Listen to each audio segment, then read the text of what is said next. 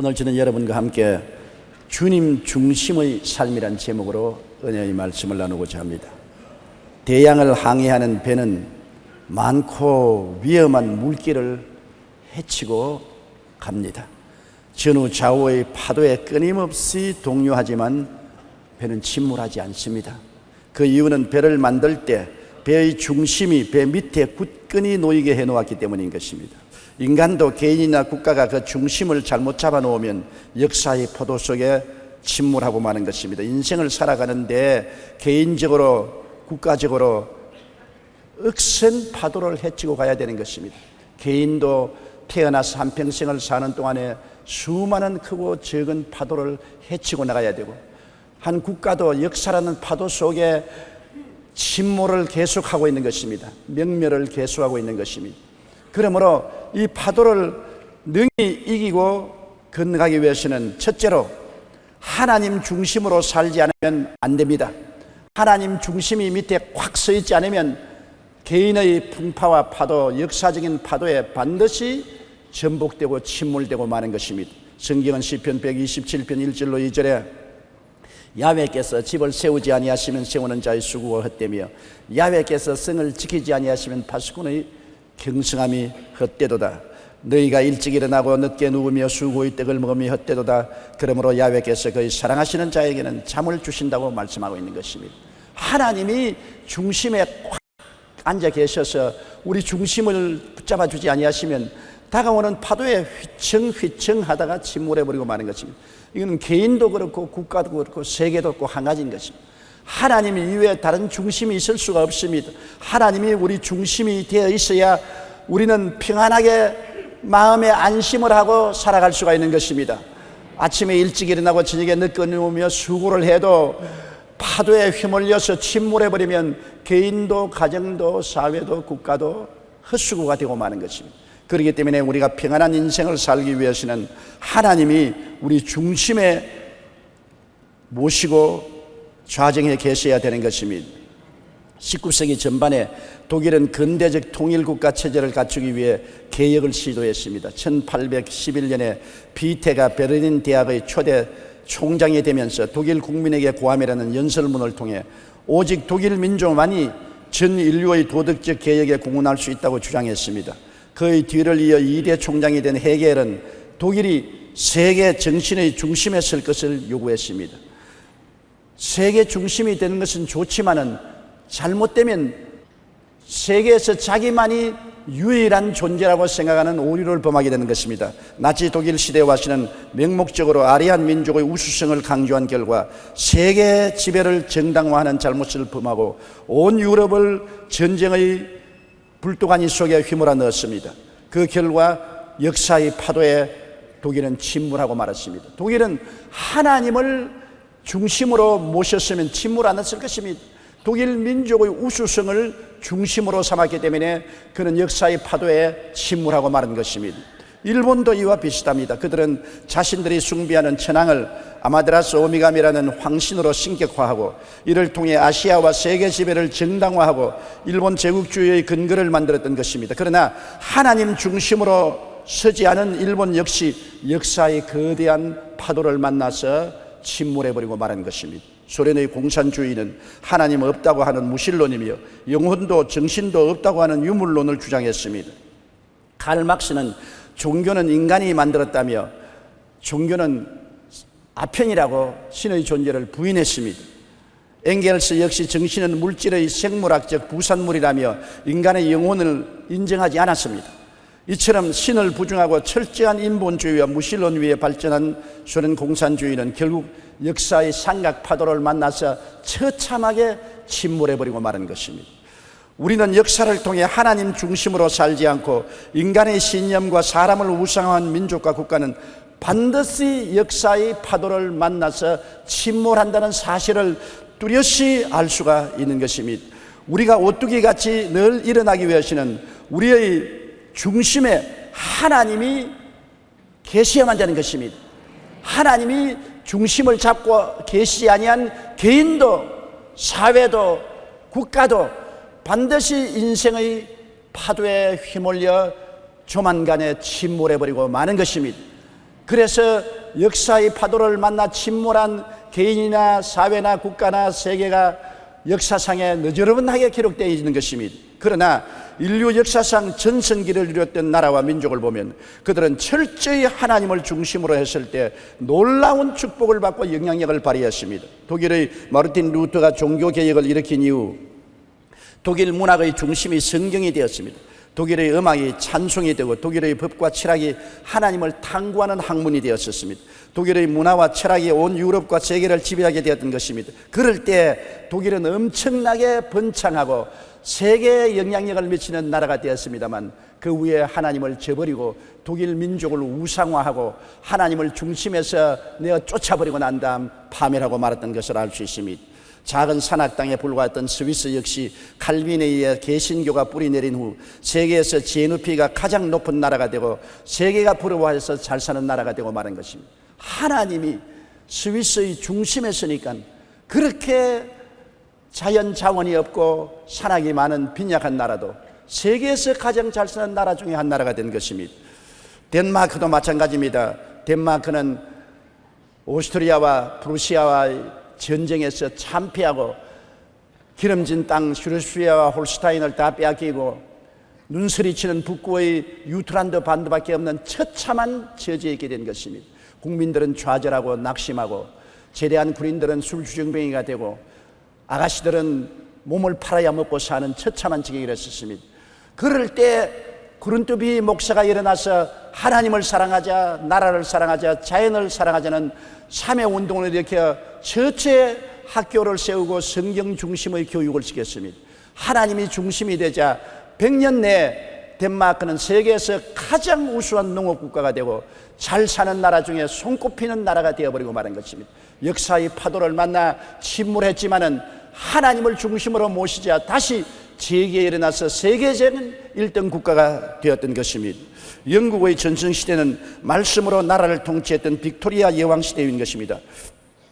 빅토리아 여왕은 항상 성경을 옆에 두고 살았다는 것입니다. 언제나 성경을 읽고 성경 속에 계신 하나님을 예배하고 찬미하는 삶을 살았었습니다. 그런데 빅토리아 여왕시대에 영국은 해가 지지 않은 나라로 불릴 정도로 전성기를 구가했던 것입니다. 미국은 하나님을 섬기기 위해 신대륙으로 건너와 제일 먼저 교회를 세우고 하나님 중심으로 나라를 세웠던 것이 미국인 것입니다.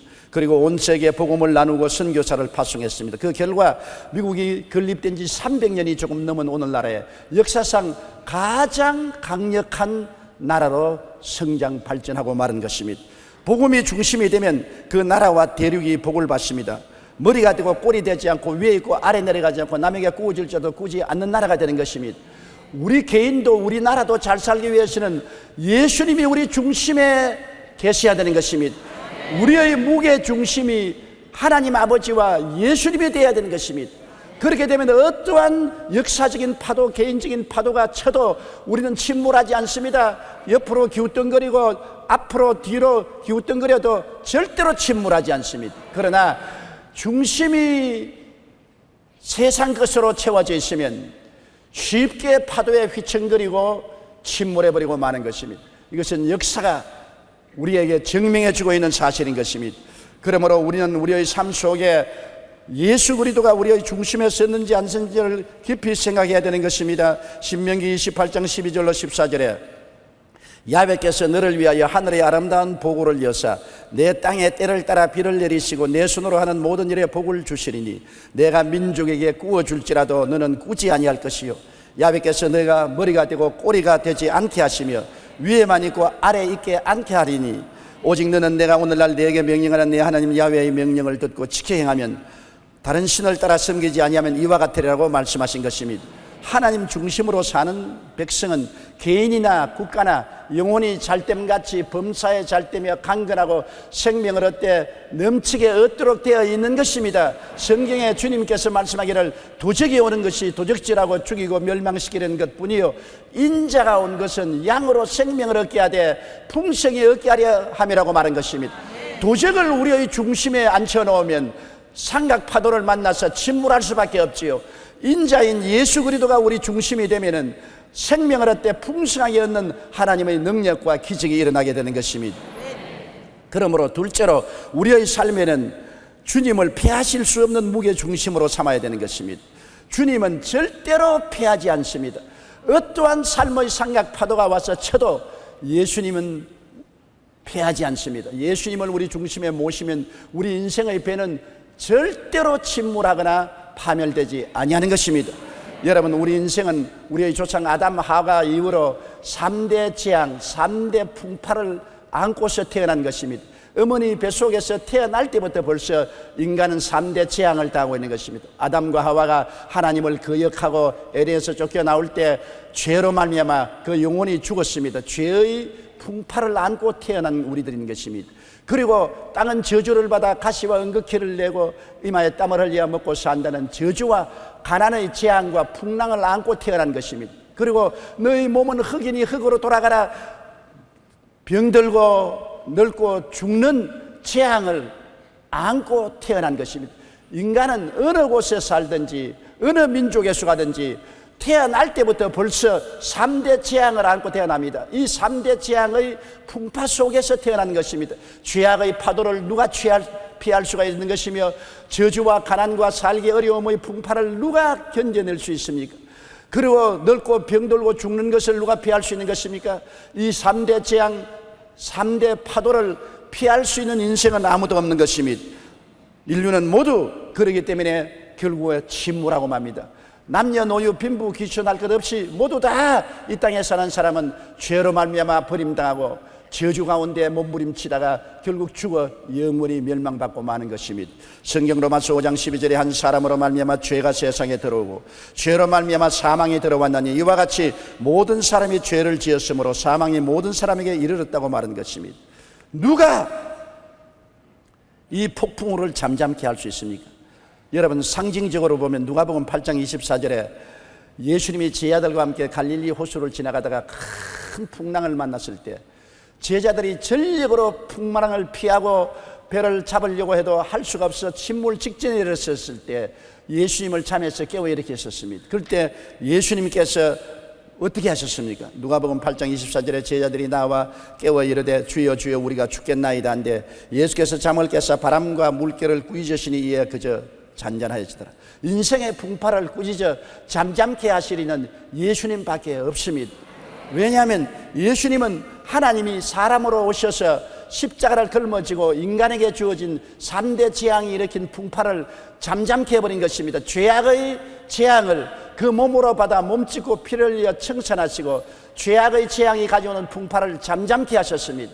주님은 십자가에서 저주를 받아 율법의 저주에서 우리를 속량하셔서 그 보혈로 모든 가시와 은극기를 제하시고 저주의 파도를 잠잠케 하신 것입니다.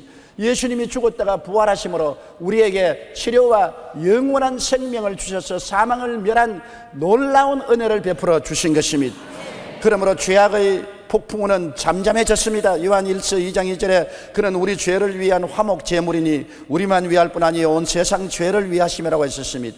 저주의 폭풍우도 잠잠해지고 말한 것입니다. 갈라디아 3장 13절로 14절 말씀대로 그리스도께서 우리를 위하여 저주를 받은 바 되사 율법의 저주에서 우리를 속량하셨으니 기록된 바 나무에 달린 자마다 저주 아래 있는 자라 하였습니다. 이는 그리스도 예수 안에서 아브라함의 복이 이방인에게 미치게 하고 또 우리로 하여금 믿음으로 말미암아 성령의 약속을 받게 하려 하심이라고 말씀한 것입니다. 질병과 죽음의 폭풍우도 잠잠해지고 말한 것입니다. 시편 103편 3절로 4절에 그가 내 모든 죄악을 사하시며 내 모든 병을 고치시며 내 생명을 파멸해서 구속하신다고 말씀하고 계신 것입니다. 그러므로 모든 아담이 가져온 재앙과 폭풍우는 예수 그리스도의 십자가를 통하여 잠잠해져 버리고 말한 것입니다. 깨어진 몸과 흘리신 피가 큰 증거되는 것입니다. 그리스도께서 내가 다 이루었다 하실 때 재앙은 사라지고 인생에 다가온 모든 폭풍우는 잠잠해지고 말한 것입니다. 주님은 십자가에서 인생에 다가온 폭풍우를 향하여 고요하라 잠잠하라 명령하신 것입니다. 시편 93편 3절로 4절에 보면 야훼여 큰 물이 소리를 높였고 큰 물이 그 소리를 높였으니 큰 물이 그 물결을 높이나이다. 높이 계신 야훼의 능력은 많은 물소리와 바다의 큰 파도보다 크시니이다. 보십시오. 세상에 개인적으로 국가적으로 다가온 물결이 너무나 높고 소리가 요란해도 하나님께서는 이 요란한 파도를 잠잠케 하시고 그 위에 앉아 계신 하나님이신 것입니다. 예수 그리스도는 그 십자가의 말로 다 할 수 없는 고통을 통하여 이 모든 풍랑을 잠잠케 하셨으므로 예수님을 중심으로 모시면 죄악의 풍랑도, 저주의 풍랑도, 죽음의 풍랑도 우리를 침몰시키지 못합니다. 예수님만이 우리의 승리가 되시는 것입니다. 예수님은 철학이 아니요 과학이 아닙니다. 예수님은 종교가 아닙니다. 예수님은 우리의 삶을 당해주는 중심이 되는 것입니다. 야훼께서 집을 세우지 아니하시면 세우는 자의 수고가 헛되며 야훼께서 성을 지키지 아니하시면 파수꾼의 경성함이 허사라고 하신 말씀대로 예수님이 우리 집의 중심이 되고 예수님이 우리 성의 중심이 되면 어떠한 풍파가 일어나도 침몰하지 않습니다. 우리는 마음에 큰 평안과 안식을 가지고 살 수 있는 것입니다. 사망아 너희 이기는 것이 어디 있느냐, 사망아 너희 쏘는 것이 어디 있냐고 사망을 향하여 우리는 조롱할 수 있는 것입니다. 환난이나 공고나 적심이나 위험이나 기근이냐 죽음이냐 칼이랴, 이 모든 일에 우리를 사랑하시는 이로 말미암아 우리가 넉넉히 이긴다고 말씀하신 것입니다.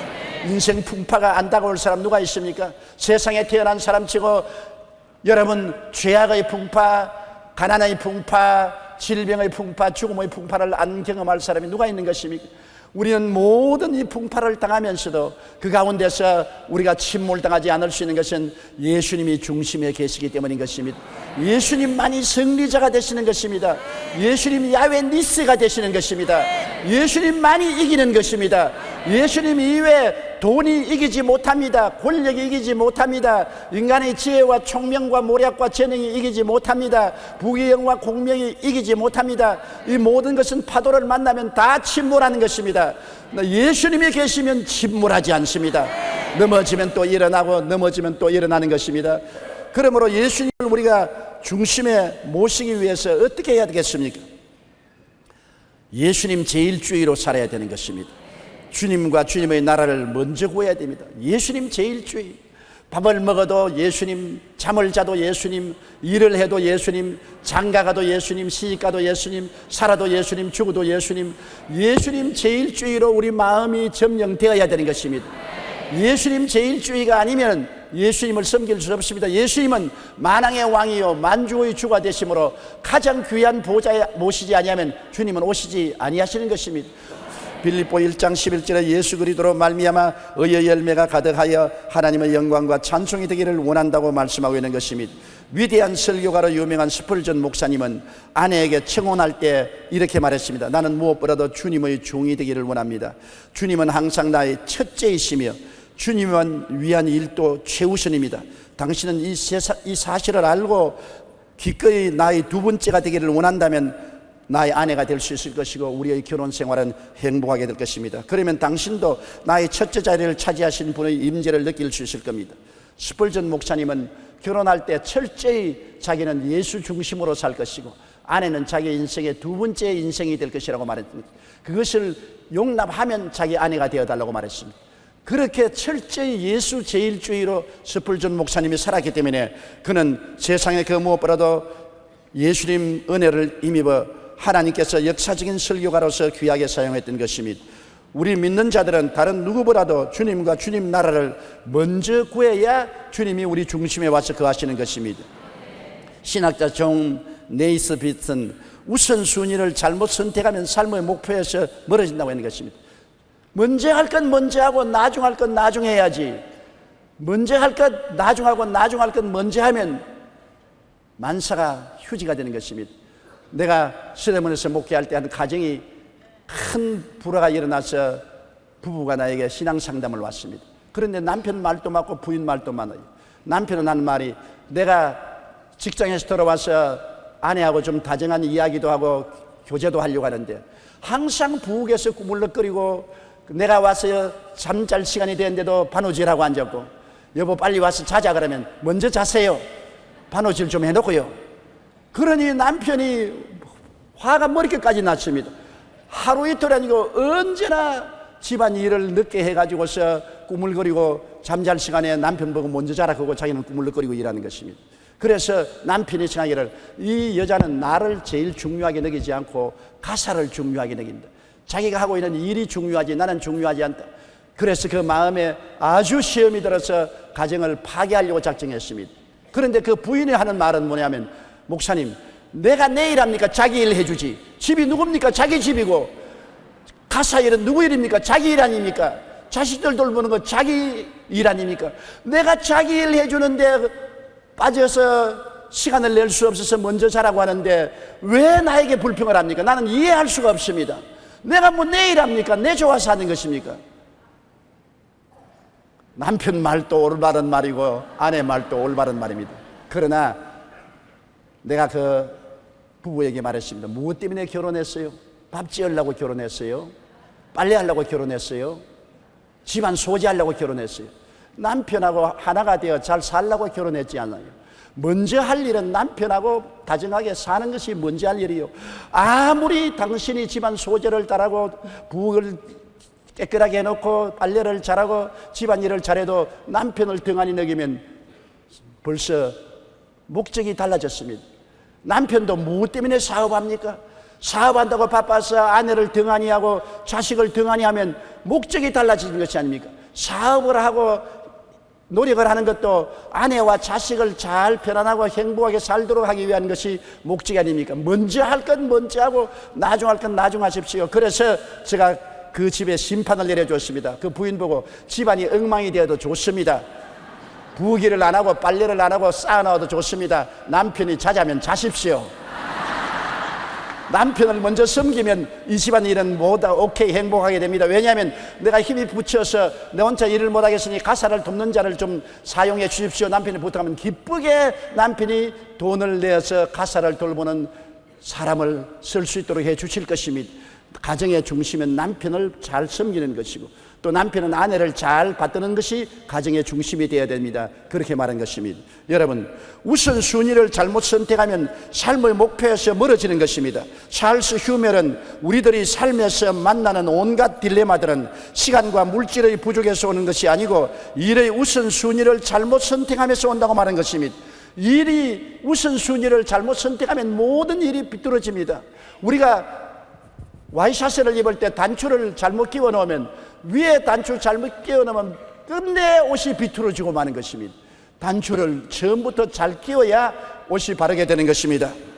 우선순위를 잘못 정하면 결국 인생의 항로에서 멀어진다는 것을 알아야 되는 것입니다. 우리는 무엇보다도 주님과 주님의 나라를 먼저 구하며 살아야 되는 것입니다. 그렇기 때문에 여러분은 주님을 중심에 모시고 살기 위해서는 예수 제일주의인 것입니다. 무엇보다도 예수님을 제일주의로 하고 그 다음에는 무엇을 먹을까, 무엇을 입을까, 무엇을 마실까는 주님께 맡기면 주님이 돌보아 주시는 것입니다. 주님은 죽은 하나님이 아니신 것입니다. 살아계시고 우리와 함께 거하신 하나님이요 전지전능 무소부재하신 하나님인 것입니다. 주께 능치 못하심이 없습니다. 주님이 문을 열면 닫을 자가 없고 닫아놓으면 열 자가 없습니다. 주님이 축복해 주시려면 순식간에 복을 주시고 주님이 바람으로 불어버리시면 있는 것 다 날아갈 수 있는 것입니다. 예수님을 중심으로 섬기고 예수 조일주의로 살아야 주님 중심으로 살아갈 수가 있는 것입니다. 그 다음으로 우리는 주님의 계명을 지켜야 되는 것입니다. 성경에는 나를 사랑하면 나의 계명을 지키리라고 말한 것입니다. 우리가 주님의 큰 은혜를 받았으므로 주님이 우리에게 주신 계명을 지켜야 되는 것입니다. 주님이 주신 계명은 우리를 괴롭게 하기 위해서 준 것이 아닙니다. 계명이란 우리가 위험에 빠지지 않게 철조망을 쳐놓은 것을 말하는 것입니다. 이 철조망을 건너가면 영육간에 큰 상처를 입고 위험을 당할 것이니 철조망을 건너가지 말라고 쳐놓은 것이 바로 주님이 우리에게 주신 계명입니다. 계명을 두려워하지 마십시오.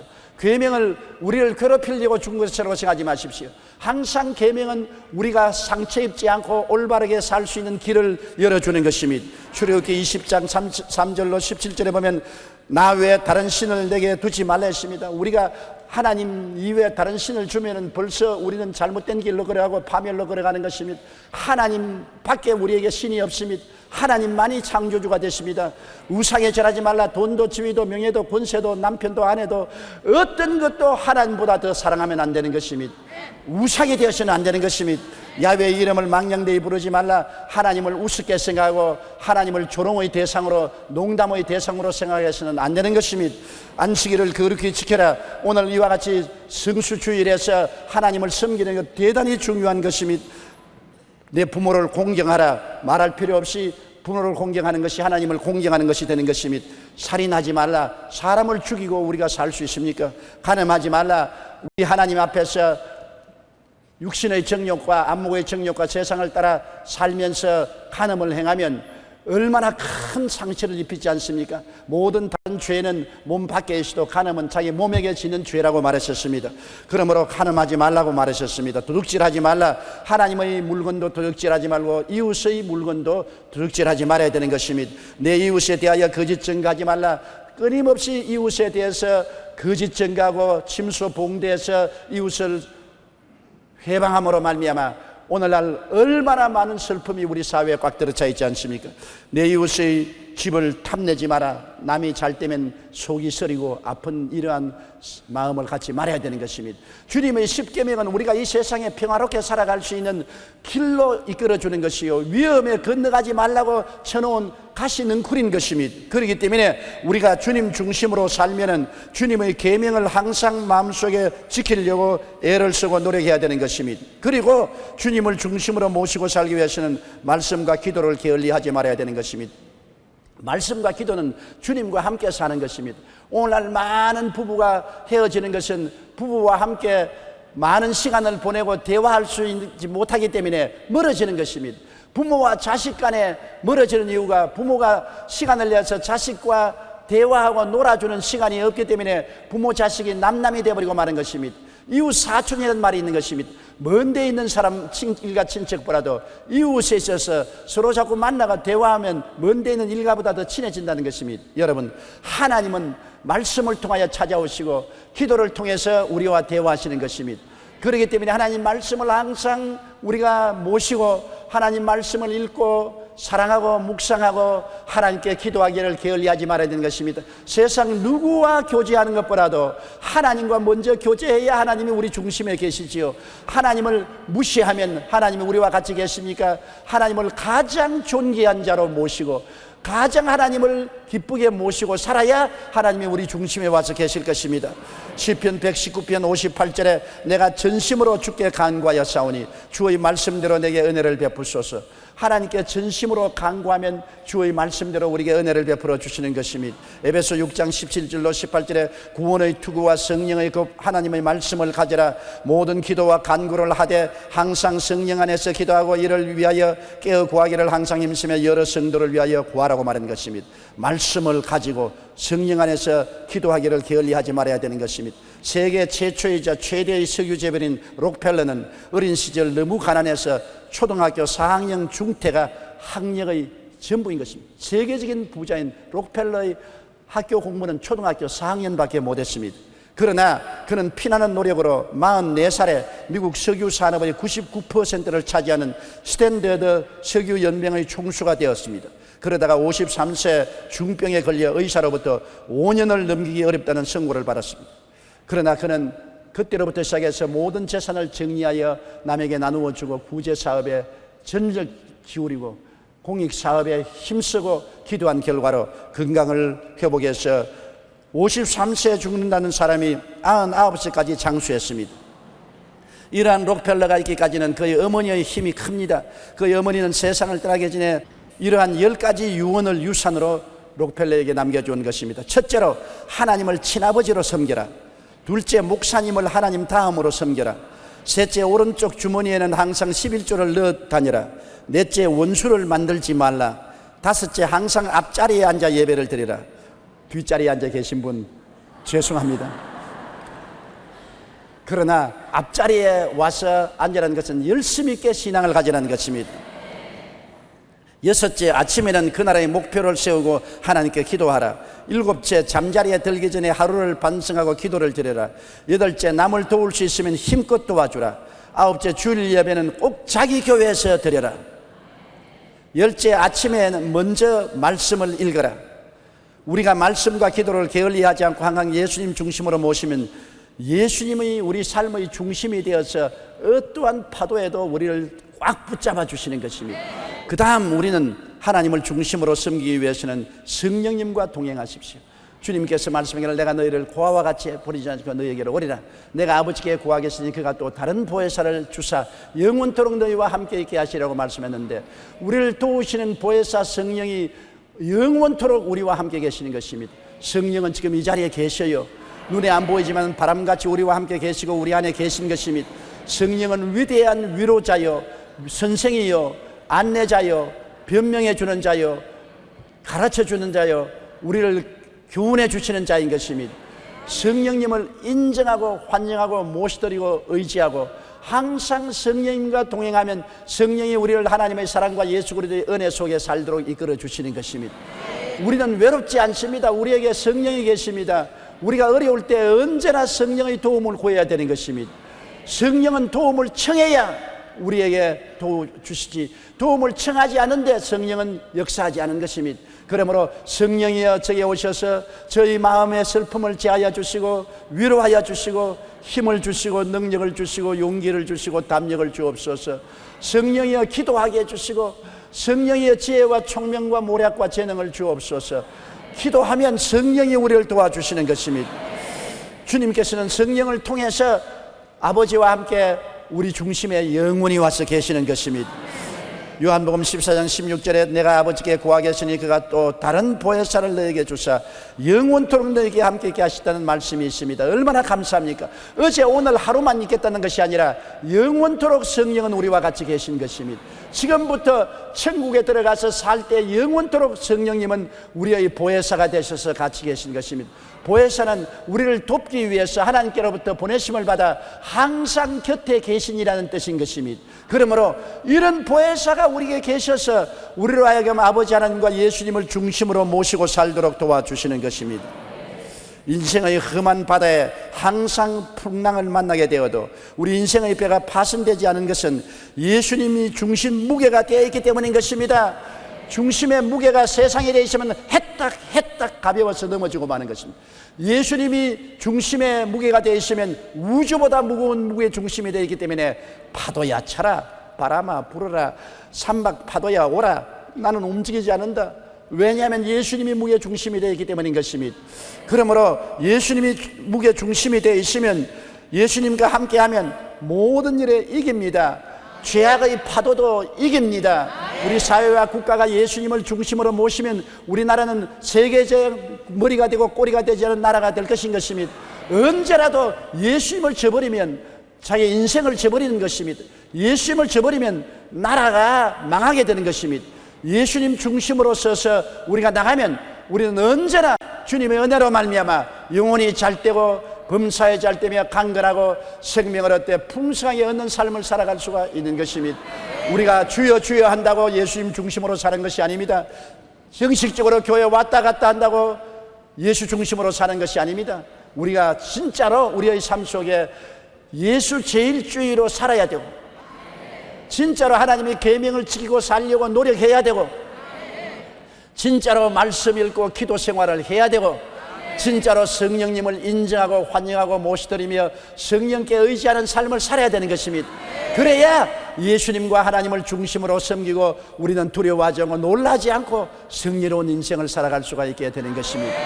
다 같이 고개 숙여 기도드리겠습니다. 사랑이 많으신 우리 하나님 아버지여, 예수 중심으로 사는 것보다 귀한 삶이 어디에 있습니까?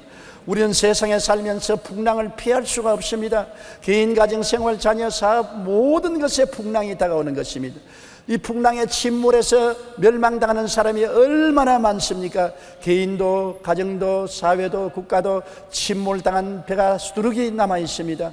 그러나 우리가 예수 중심으로 살면은 어떠한 풍랑을 다가와도 침몰당하지 않사옵니다.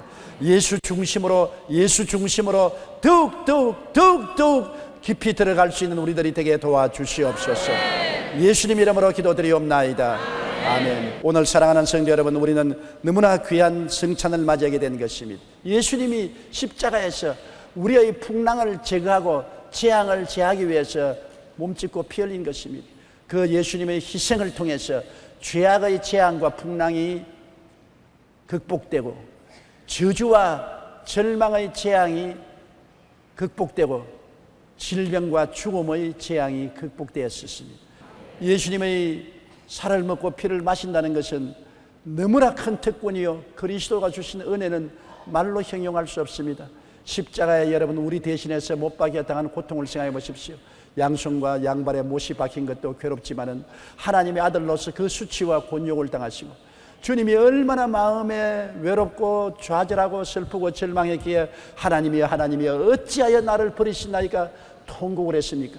육신의 고통도 고통이거니와 마음의 슬픔과 좌절과 절망도 형언할 수가 없는 것입니다. 그 억센 육신의 고통과 마음의 슬픔과 좌절과 절망도 예수님이 짊어지시고 청산하시고 잠잠케 해버리고 말한 것입니다. 예수님 안에 들어오면 용서와 의와 영광이 있고, 예수님 안에 들어오면 저주에서 해방과 아브라함의 축복이 있고, 예수님 안에 들어오면 마음의 고통과 좌절과 절망에서 해방과 평안이 있고, 죽음과 멸망에서 해방되고 영생 복락을 얻게 되는 것입니다. 오늘 우리가 성찬을 떼는 것은 성찬을 통하여 이 의미를 깨닫고 이 의미를 먹고 마시고 하나님께 감사하고 찬양하고 이 예수 그리스도의 은혜에 동참하는 것을 말하는 것입니다. 예수께서 이르시되 내가 진실로 진실로 너희에게 이르노니 인자의 살을 먹지 아니하고 인자의 피를 마시지 아니하면 너희 속에 생명이 없느니라.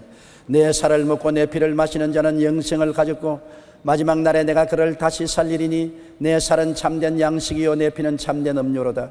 내 살을 먹고 내 피를 마시는 자는 내 안에 거하고 나도 그 안에 거하나니 살아계신 아버지께서 나를 보내심에 내가 아버지로 말미암아 사는 것 같이 나를 먹는 그 사람도 나로 말미암아 살리라. 이것은 하늘에서 내려온 떡이니 조상들이 먹고 죽은 그것과 같지 아니하여 이 떡을 먹는 자는 영원히 살리라. 아멘. 하나님 우리 아버지여 감사합니다.